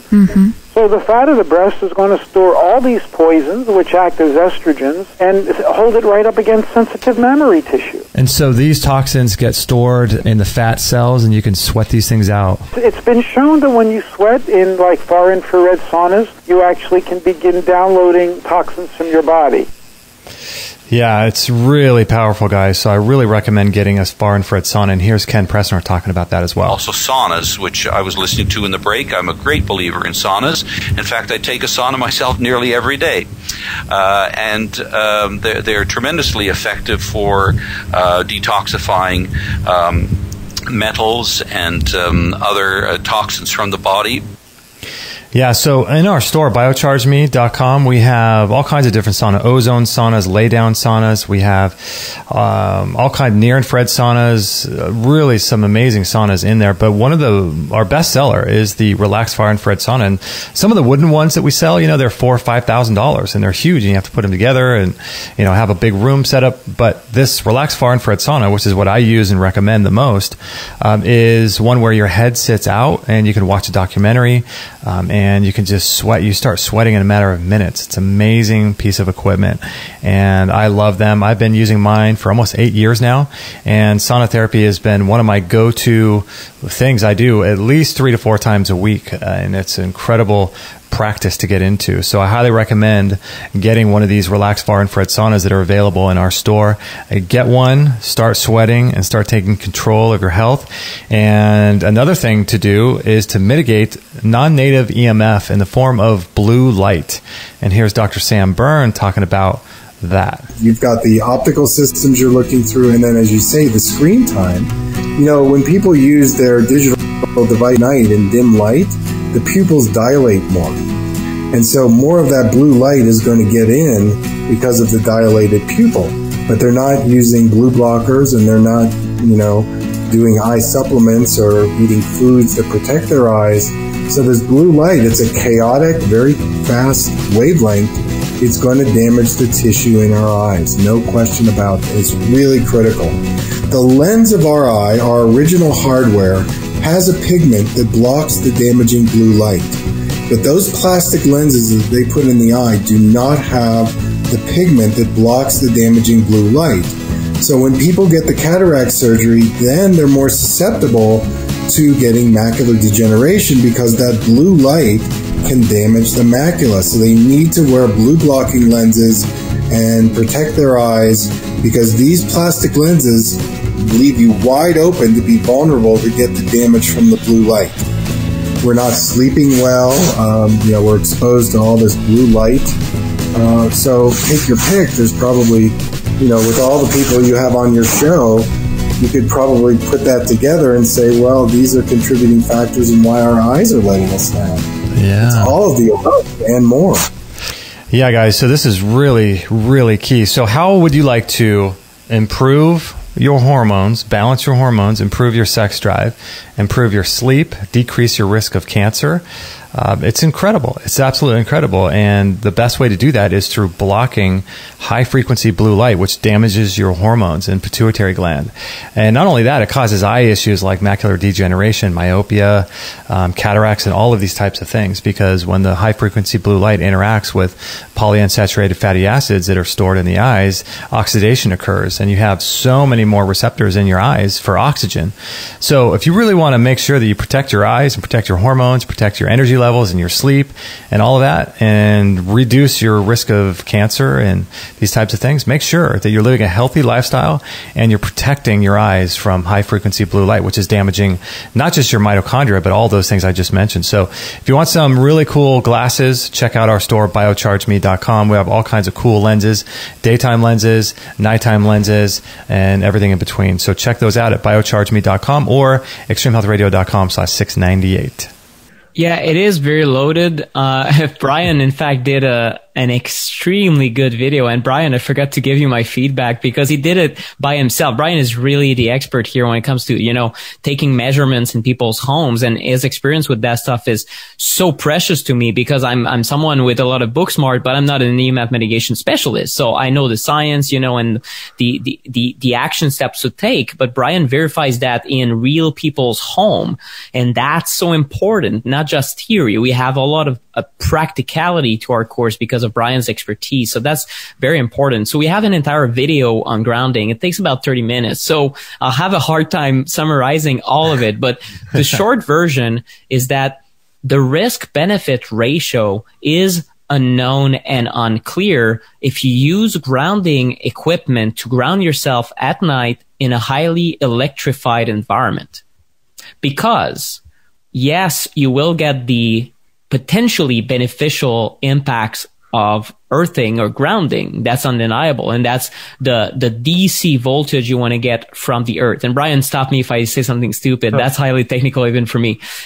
But at the same time, what happens is that you might increase your AC body voltage. So that's the electrical field exposure we talked about, the body voltage. So you're getting a little bit more of a bad thing and sometimes a lot more of a bad thing in exchange for a good thing. So what's the trade-off here? And the truth is the trade-off is not clear and might be highly situational. For example, you do the same thing in a shielded room where the electric fields are almost none, and maybe you get almost all the benefits and none of the risk. But you do that in a random place where you have no idea what your electrified environment is, on a bed that has a metal bed frame with coils of metal and Wi-Fi and towers. And well, now you don't know what you're doing. And this might be why, in our opinion and experience, why certain people who are these canary in the coal mines, the electrosensitives among us, and it might represent a third of all adults that are there, by the way, they report that sometimes they feel better doing that and sometimes they feel way worse. So our problem as educators and people who want to see people get healthier is, what do we say to these people? Do they try it or do they not? So the reality is that first, we like to have them clean the environment and then consider the grounding technology once they have a shielded room in reality. If they cannot do that, well, the fix is simple. Get in nature. Even if you're in a city, in my mind, I go to the park, I go barefoot, and yes, it's not the cleanest environment in a city. Still, there's grass and I hug a tree and things like that. You know, I meditate near trees and at least I'm getting some nature, a little patch of grass here in Montreal and this entire city filled with like unnatural surfaces. But if you're in nature, you're lucky to live in a rural environment and you cherish that. Go in nature and do your grounding or earthing barefoot in nature. If you have access to the sea, it's even better. Or a lake, you swim in it and you will get the grounding you need. It will be incredible. So that's the short version of that answer in our course, but we go into much more detail in the course. Brian, I would probably, just to piggyback on that a little bit, Brian, I would probably recommend not, if you're going to ground at all, don't do it to that third prong, right? At least go outside. But I don't know. Yeah, well, it depends. It's kind of a nuanced thing because you have to test the environment. Sometimes it is safe to ground to that third prong, but only if you're in an environment where there's not going to be any voltage perceived by your body, the pulsations perceived by your body. And the number one misunderstanding of people when you're testing a grounding mat, even building biologists, some of them out there are doing this, they'll plug in the grounding mat, be testing your body voltage, and it looks as if on the meter your body voltage is going down when you touch the grounding mat. And so you're like, oh, that's good, my body voltage is going down. But in reality, what's happening, and I've tested this with multiple meters attached to each other, in reality what's happening is instead of that electricity that's in your environment causing that high body voltage, instead of that going through your body through the meter, it's now going on your body through the ground, directly to the ground and not through the meter. So there's less voltage going through the meter, but there's just as much, maybe more voltage going through your body because it's being attracted to the lower voltage potential. And then it's going directly to the grounding mat instead of going through the meter and the meter detecting that voltage going out to its ground, which is the meter is always grounded in that scenario with the way that you have it set up. Right. So you're just rerouting the voltage in a different direction, and it appears that your voltage is going down on the reading, but in reality, it's just being diverted through your body to the grounding mat instead of through the meter. Wow. Yeah, because you see a lot of YouTube videos and they just show how the voltage goes down. But like you just said, this is so nuanced, and you got to make sure that your environment is correct for doing this and you're doing it right. So you guys have a whole course or a whole section of your course on grounding and how to do it correctly and what to look for and stuff? Yeah. It was probably the most extensive research thing that I did in the course. Wow. That was newer. You know, Nick and I brainstormed a lot throughout the last couple of years on this course, and we've gone back and forth. We've already had 2 iterations of it, and over 1,000 people have already gone through it. And this is our final, I don't want to say final because nothing's final, but this is the pre-recorded version that we've put a lot of hard work, blood, sweat, and tears into. Yeah. And we've had a lot of fun doing it too. And we try to have a good sense of humor throughout the whole thing, and it's really lighthearted, and cool. we have fun with people. And there's a community aspect to it because we have like social media groups where you can connect with others who are taking the course and ask questions, and we're available for answering them. And we're just really trying to spread the word as much as possible about this problem and also provide practical solutions for people so we can kind of guide you from, A to B all the way down to the end where you can finally hopefully you'll be at a place where you're aware enough that you've changed your habits and you can forget about this and move on to other joyous things in life with your family and your friends and health and wellness because you've figured out the EMF thing finally, and you've developed a habitual lifestyle that is conscious of it. Just as we do with developing habits around our exposure to sunlight, there's circadian patterns that we have, and also the food that we eat. Not to go and eat that soybean, the soybean soaked fries with the high fructose corn syrup Coke and all the GMO, genetically modified ingredients. That's not going to make your body feel good. In the same way, that like having that cell phone plastered right on your face isn't going to make you feel good, and it's going to cause some problems for you later on. So, do you have any information in the course about smart meters? I'm sure you do, right? And yeah, we cover that. Yeah, we cover that extensively, the different options, because some people live and we have sections where we talk about, okay, if you live in an apartment, what do you do? If you live in a house, what can you change? Is it worth it to switch out your smart meter or not? Uh-huh. And some of that's situational because everybody's in a different situation. Some people are traveling and they're wondering what they can do when they're traveling. So we have sections on those in each module for each type of electro pollution that we're addressing in the course. And Nicholas, do you have anything in the course about, because a lot of people might be living in apartments, and they want to maybe move one day if they can't really fix, and they think, I don't want to invest in like a whole house dirty electricity filter or modify my home if I'm just going to leave in a year. I'm sure your community, because you have a community aspect to this, right? And I'm sure you have ideas for people that they can modify, but they can take things with them or... Yeah, well, we have one entire video per module just on these portable solutions, we call them. So cool. Brian goes through, like, for example, if you have dirty electricity at home and you cannot really modify your breaker panel and install like a more robust system that would filter it at the breaker panel, which is ideal, but a lot of owners wouldn't be comfortable with that necessarily. You could do it and then remove it, but it might be a hassle. You can go with filters that are plug-in, and then the plugins you can take them to hotel rooms. You can take them to your future home also. So yeah, we do have. It's highly situational, and this course. It's not a message that a lot of people like to hear, but the truth is that there's no one size fits all. And that's a bit of a bummer for a lot of people because, here's another problem. And I thought that EMS would be easily fixed by maybe sticking something to your phone and calling it a day. But, we haven't found these technologies that are supposed to protect you, almost instantaneously to be reliable or to work for everyone. So we like to be as close to the science as possible. And top EMF scientists would not recommend these devices first. What they would say is reduce exposure, minimize the duration, and create distance. Exactly what we talk about. So it's an engineering perspective on the problem, but it's also highly customized by people that are taking the course.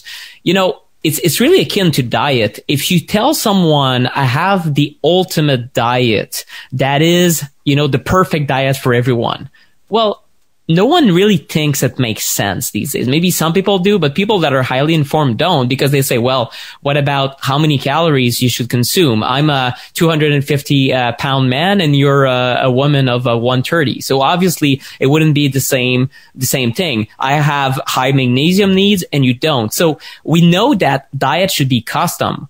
However, people, when it comes to looking at EMFs and this big problem, sometimes they get excited with solutions that promise them you're going to do one thing and then you can forget about it. And unfortunately, it's not like that. And what we try to do is get it as simple as possible to find out what you should fix in your own environment, not the environment of your neighbor, because again, it might be completely different what they're exposed to. So it's highly individualized. And as you go through the course, you discover what your priorities should be. You take note of them and then you tackle them one by one. And we think it's an approach that made the entire process extremely simple for our members. That's cool. That's cool. So for the audio listeners, I'm going to just sort of read the main 6 modules of the course. And maybe, Brian, you can share a little bit about like how the course is structured, the community aspect and stuff like that. But the module 1 is the introduction in EMF basics, which we kind of touched on a little bit in this podcast. Module 2 is minimizing artificial light. Module 3 is combating wireless stress. Module 4 is electric fields and dirty electricity, which we talked about. Module 5 is all about magnetic fields. And module 6 is about 5G, cell towers, and outside electro pollution. So tell me maybe a little bit about how the course is set up. So people, when they join, like when does it launch? When does it, like, do the doors close? Are there live events? You know, kind of how is it structured? Yeah, that'd probably be better for Nick to answer that because he's been more involved in the organization part of it. So Nick, why don't you take that? Yeah. Sure. Sure. No worries. Well, I don't know when they're listening to this interview. We do have a special event that we're putting on. That's a 5G webinar on May 24th. However, if you're listening to this later, there's still going to be a possibility of watching the replay. So if you're interested, we talk about the 5G networks, and I know that's a huge concern for so many listeners. What is 5G? When is it going to be installed? Is it more dangerous than the previous technology?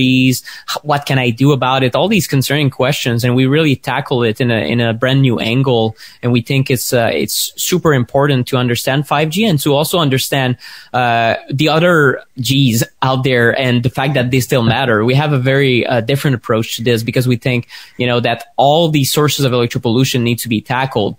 Even if we stop 5G, and that's something I'm doing a blog post on it next week. And even if we stop 5G cold and all the 5G that we have installed is dismantled, it doesn't mean we're safe. Far from it, you know, because 1 to 4G was already a big issue. So it's much more than 5G. So sometimes people tend to a little bit over focus on 5G.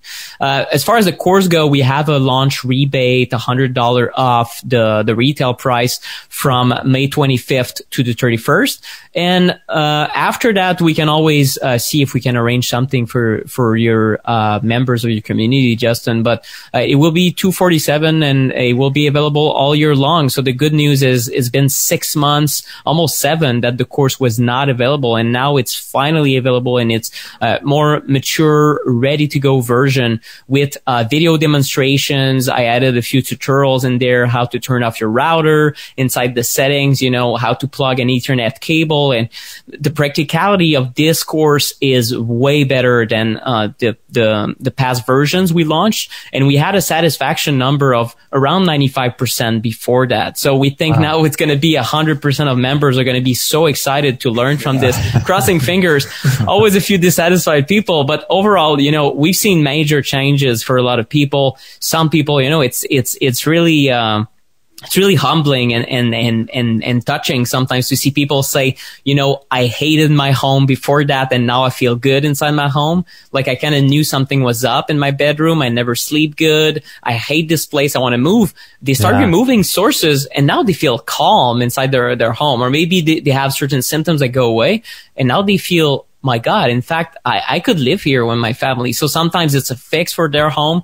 Sometimes it's just something that makes them a healthier individual. And sometimes it's for peace of mind. You know that you're doing all you can. You're not forgetting something, and that you will not suffer from these short-term or long-term health risks for you or your kids. And this is the major thing that I did in my condo was for my kid. When I turned off Wi-Fi for good, it was right before Elliot was born. That's 3 years ago. And I've never looked back. So I've decided to go with Ethernet cables, and it's still running in the damn corridor.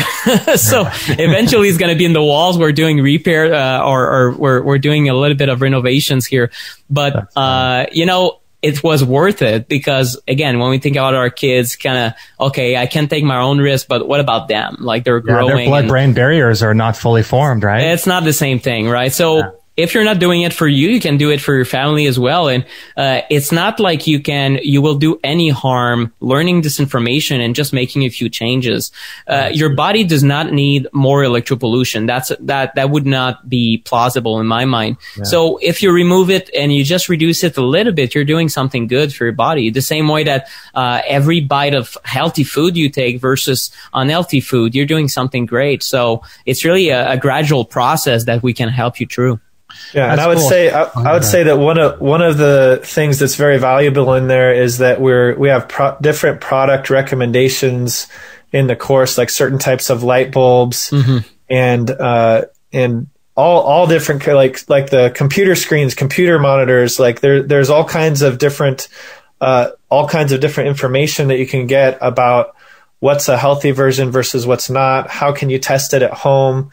And it's very, very practical in that way. And so not everything is like $1,000 solution. There's some little changes that you can make along the way by just shifting out a light bulb. I mean, when I was at your place, Justin, actually, Nick, I don't think you know this, but it was Justin's house that I found those sunlight bulbs that don't flicker, those red bulbs that don't flicker. Oh, very nice. It was at Justin's house. It's funny, Brian, because I was shocked because I was learning about the red light and I purchased one, and then I thought, oh crap, I should probably get the incandescent one because of the flicker rate, you know? And then, so I was fully expecting, Brian, when you were testing the flicker rate, that's something that people don't think about is the flicker rate. Yeah. And I was fully expecting you to say, yeah, these flicker really bad, but apparently they don't, right? No, ever since that assessment, I think it was 2 years ago or something. I've been recommending those bulbs to everybody. It's the recommendation in the course for the nighttime bulbs. They don't produce dirty electricity. They don't flicker, and they're just red. So it doesn't affect your melatonin. That's cool. And it's great. The course, so the way our show works is we produce there's one show a week and we record on Friday mornings, and then on Sunday we're kind of behind right now. So this episode will come out next week. If I need to get caught up, there's 3 or 4 more, but the shows generally come out, the new ones, on Sunday evening. And then the other 6 days of the week, if you're subscribed, we replay shows a lot on the other 6 days of the week. So what might end up happening is I might, in a month or two, replay this episode. So the course, if someone wants to watch that, like that 5G webinar you talked about, Nick, or if I replay this video maybe in a year from now, is it a constant thing, or do the doors open and close for this? No, we thought about that, but it's in my mind, I mean, I have a marketing background, and that's a marketing thing, and that's exciting and all, but we want people to have this on their hands all year long. So no, it's not closing. It's always available. Sometimes it's discounted because we do a special deal at the moment we're doing it. But if you're listening to that later, you can grab it now. You can become a member anytime, and you can also watch that 5G webinar. So we can have, we're going to have just something where the 5G replay is there. You just enter your name and email, and then you get the replay. And it's still a lot of value right there. So your community could watch that a year or years from now. Yeah, and we should say too that any future edits or additions are included in the initial purchase of the course too. Oh, so very cool. There's inevitably updates that need to be made. And new technology that comes out, new products and things. We want everybody that's ever purchased the course to have access to all of that information for life. So that's awesome. Wow, that's great. Brian, I like what you were saying and kind of closing here about the product recommendations, because there's so many things to think about. Because I know on both your websites you have different, routers you can buy that are, low EMF or wiring, or like you mentioned, monitors. So in the course, you have recommended products either that you're affiliated with or not that people can get, right? That would be on board with what you're talking about. Cool. Yeah, definitely. We have a whole list. Every module has an EMF checklist, and we have recommendations for different products that we've tested. And that's continually changing as, me and my team, I've got about 6 people full time now doing EMF assessments all around the country. That's and awesome. so we're testing like 30 to 50 houses per month. Whoa. And gathering information. And when you test that many houses, you come across all sorts of different light bulbs, different monitors, TVs, and different technologies. And so we're really in the trenches, continually testing and updating our recommendations all the time. That's awesome. So in closing, I want to ask you guys both. So you guys are both EMF experts, and you've come together to sort of create this course, which is amazing. But you also have your own things that you do, like your podcasts and your different ways of putting out media and different projects you're working on. So Nicholas, starting with you, tell people more where they can find you personally in your own business and things that you offer and things like that. Sure. Well, my business is theemfguy.com, and you'll find that course. I also have a professional level course that I created a while back in collaboration with Sophia Education and Dr. Klinghart and Christine Schaffner. So that's something also that is available, a little bit more dated, but the information in it is way more focused on science and symptomology, electro-hypersensitivity. So a lot of science. Quite the opposite, I would say, of Electro Pollution Fix, our latest course that is highly practical and who just gives enough information about the science that is useful to the lay person. So that's another thing that I have available. And as far as my information goes, I have a regular newsletter, and I have Smarter Tech, which is my podcast / video also on YouTube and other platforms. And I do 2 interviews per month with people in the safe tech space, or scientists, or lawyers. I had Daphne Takover on there talking about the lawsuit against the FCC. A lot of action that is happening in the EMF space for activists, for lay people, for people who want to stay on top of things and protect themselves, educate themselves, and pass the info around. And it's been a fun ride. I'm really happy with that show, and I still have my book available. That good old book, still selling, still there on Amazon. Still among the few books that are the bestsellers around the world about that topic, called The Non-Tinfoil Guide to EMFs. It's a few years back, still valid, still a good introduction to the topic. Some things in there I would want to change, but I can't really change the book, especially the copies that people already have in their hands. So at the moment, it's still a good way to learn about my work and get introduced to the topic of EMFs. That's awesome. That's cool. So that's theemfguy.com, right? Yes. Yeah, perfect. Okay, cool. I'll link that up as well as people want to follow you personally. And Brian, you have so much going on, right? It's crazy. So it's great. Yeah. Well, the website for our company is shieldedhealing.com. and you can find us on Instagram and Facebook. I don't honestly do much social media stuff, but I recently hired someone to help with that more, because we do have a lot of really awesome content that we can post when we're on assessments and get permission from our customers, which is really cool. I've done that a little bit every once in a while, but I have to be careful too, because sometimes I'm testing a product and they don't like what I find. So I've gotten letters from lawyers in the past and things like that. But but yeah, shieldedhealing.com. We have a store there and a bunch of products that I've vetted myself. And I do a lot of consulting for companies, health and wellness companies, sauna companies, and a lot of health and wellness products themselves as well. And then we do the thing that I've been focusing on personally a lot is, with everything that's going on with COVID, a lot of people are buying new property and building houses. And so I've been helping people from the ground up build their houses with EMF in mind. And that's been, I've been doing that for probably about 4 years now, but it's gotten a lot more busy recently. So we've been working with a lot of people on remodels and new construction. So on your website where it says consults, does that mean when bringing one of your technicians to your house, or do you do consults like via Skype and you can kind of meet with people, or do you not do that? I don't do that very often at all. Okay. It's a lot more difficult to do consults online, because you have to explain how to use the meter, and there's usually like 20 different types of equipment that you have to walk people through using, and it actually becomes more work than actually just sending someone out and doing it. So if I did do it, I would charge probably twice as much than an in-person assessment, and most people aren't willing to go for that. So yeah, all of the assessments on the website are in-person visits. It takes about 3 to 4 hours to complete an assessment, depending on how large the house is, how many bedrooms, that sort of thing. But all the guys on my team are fully trained by me. They've been on 30 to 50 assessments with me. Oh, wow. And then they've each done about 30 to 100 of their own assessments now. So, oh, that's great. Yeah. That's awesome.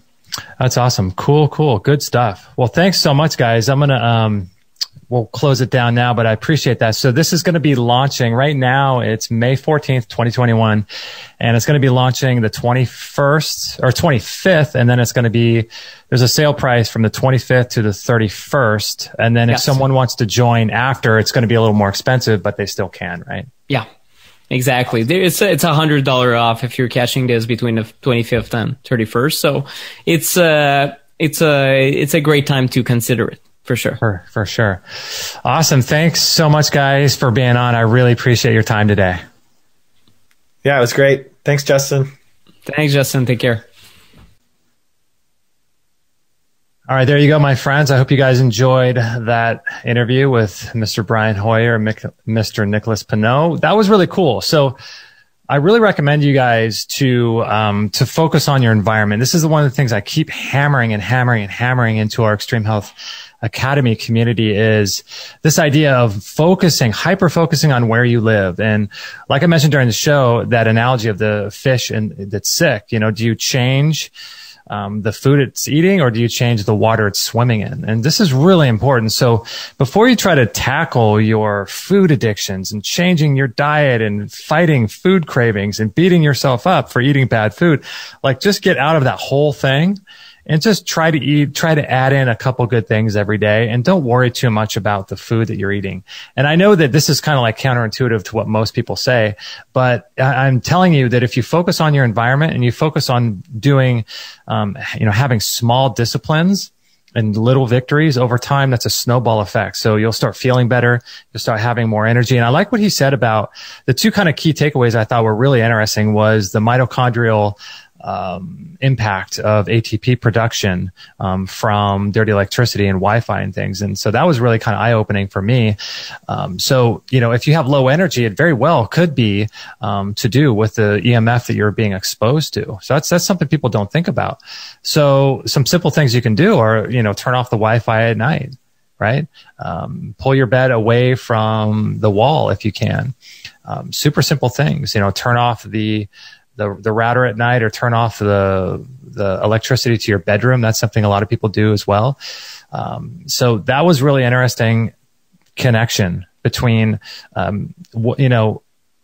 getting these things done correctly in your environment so that you have and can create more energy. That was really, really fascinating. And the other takeaway that I thought was fascinating as well is the connection to melatonin. And Dr. Massey on our show talked about how melatonin, I mentioned this, is the number one anti-cancer hormone that you make. And so it's really a daytime hormone that we make in the sun in the morning. And then through our environment and living and lifestyle practices, we deplete it. And then when it comes nighttime and melatonin naturally gets released because of your circadian rhythm, when the sun goes down and there's darkness, there's no melatonin to release. So the way I like to kind of explain it is like a bucket of water. You fill that bucket full of water of melatonin by getting some morning sun, UVA and UVB frequencies of morning sunlight and grounding, and building those frequencies into your eyes without sunglasses, grounded on the earth, building that melatonin. That also sets your circadian rhythm, so your body knows, okay, exactly, because your mitochondria know where you are on the earth at all times. They know your elevation. It sends out these frequencies to let your body know, what do I need to prepare for, right? And so, do I need to be cold? Your mitochondria knows the environment you live in. And so it knows exactly when that morning frequency of sun, UVA and B, that at a certain precise amount of time, you're supposed to be releasing melatonin when it comes to the darkness, to the evening. So we build that melatonin, but what happens is that by living indoors and by living inside and being exposed to Wi-Fi and cell phones and all this stuff, blue light included, we deplete our melatonin. So when it comes time to go to sleep, we're like super awake, where we can't fall asleep, or we fall asleep when we wake up. These are really impacting. So what I thought was really interesting, that I didn't put the connection together before, of how dirty electricity, Wi-Fi, and all these frequencies affect melatonin. I thought it was just a blue light. So that was really interesting. And then the fact that Dr. Massey's work on looking at melatonin in terms of an anti-cancer hormone is fascinating as well. So you may be listening or watching this thinking, I'll just take more melatonin. I would highly recommend not doing that and being very careful. It's like vitamin D. We did a whole show on vitamin D. These are powerful hormones. You want to make sure that you understand how to use them, correctly. And you don't want to break your body's ability to be able to create melatonin or hormone D by itself. You don't want to take exogenous forms of these things. So, it's not as just simple as just popping a melatonin pill or taking a vitamin D pill. So super, super interesting. Yeah, really fascinating show. So what I would do, guys, let's see, I put a link at extremhealthradio.com/Electro Fix, ELECTRO, Electro Fix. It's all lowercase, all one word, extremhealthradio.com/Electro Fix. So what I'll do is I'll put a link to it at extremhealthradio.com/698. So just remember the number is 698. And whether you're listening in the future or if you're listening, whenever you're listening, just remember 698, extremhealthradio.com/698. I'll put the links to everything there. I'll put links to Brian's websites and Nick's websites and the program, the 5G webinar. I'll put links to all kinds of stuff there. So make sure to check that out. Some things that we didn't talk about that they just told me off air that they cover is like we talked about smart meter mitigation, grounding, how to do that correctly, cages, putting these special cages over your wireless routers, turning off dirty electricity. We talked about, or they talk about Faraday cages for sleeping, a certain way you can put these cages over your bed, like these drapings lined with silver. So all kinds of really, really practical things inside the course. So I would really recommend, before you focus on your diet, get access to this course. Like, it's so worth it to get access to something like this so that you can start working on your environment. And what I said during the show, and I stand behind it, is that it's really important, because instead of beating yourself up for eating the wrong foods, why not just invest $100 and get some things that you can do to mitigate, like invest in a pair of sunglasses, invest in some ways to mitigate EMF. And, you know, that's going to move the needle for your health so much more than any diet that you get on, because diet changes from day to day. But if you're living in a very low EMF environment, your body is going to self-regulate. It's self-healing. It's always healing. It's trying to find homeostasis at all times. The problem is that we live lifestyles that are bad, and we live in environments that are extremely detrimental to our health. So let's just fix the environment, and our body will do the work itself to get back to normal. And then you can, along the way, start adding things in. You know, I like to call it subtraction by addition. That is, if you want to subtract things from your diet that are negative, that are bad and harmful and unhealthy, don't focus on taking those away. Focus on addition.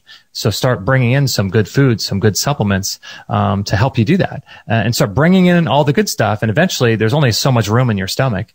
Eventually, you're going to lose cravings because your microbiome is going to change. You're going to have beneficial bacteria, which is a big reason for food cravings, a lack of that. And so you're going to start snowballing and craving healthy foods. So get access to this course. It'll be available at extremehealthradio.com/698. So I'll put links to everything there. And again, I hope you guys enjoyed the show. Really, really cool. Thank you again for supporting our work.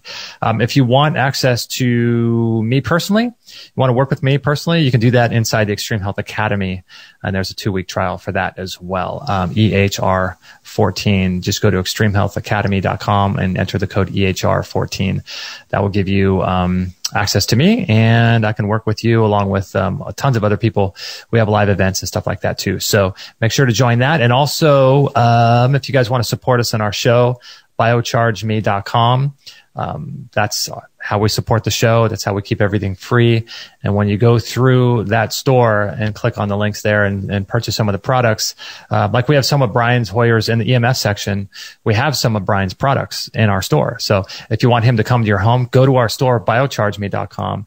Click over to Brian's website, schedule someone to come out, and that will help support us as well. So always be thinking in these crazy times how you can support people that are doing the work that you like. So if you're going to go on Amazon, go to someone's website, like a person that you like their content, and go through their link and purchase. I don't advocate purchasing on Amazon, but if you are, go through someone's link so that you can support someone else and make the world a better place. We have a link on Amazon on our homepage, Extreme Health Radio. So consider doing that. So anyway, thank you for your support. Most people listen to these shows on iTunes. Either on iTunes, but through their phone. So I would appreciate it. That would be so cool if you guys could maybe do an Instagram story and maybe tag me at Extreme Health Radio and let me know where you're listening. That would be really cool. I'd be pumped. And if you do that, I'll repost it to our story so that people can see and learn about what you do. So I'd be really pumped if you did that. That'd be cool. Plus, it's really cool to get feedback from listeners and where they're listening, what they're doing and stuff like that, what they think of the show. So I really appreciate that so much. Thank you again for all your support over the years, for sharing our show, for joining our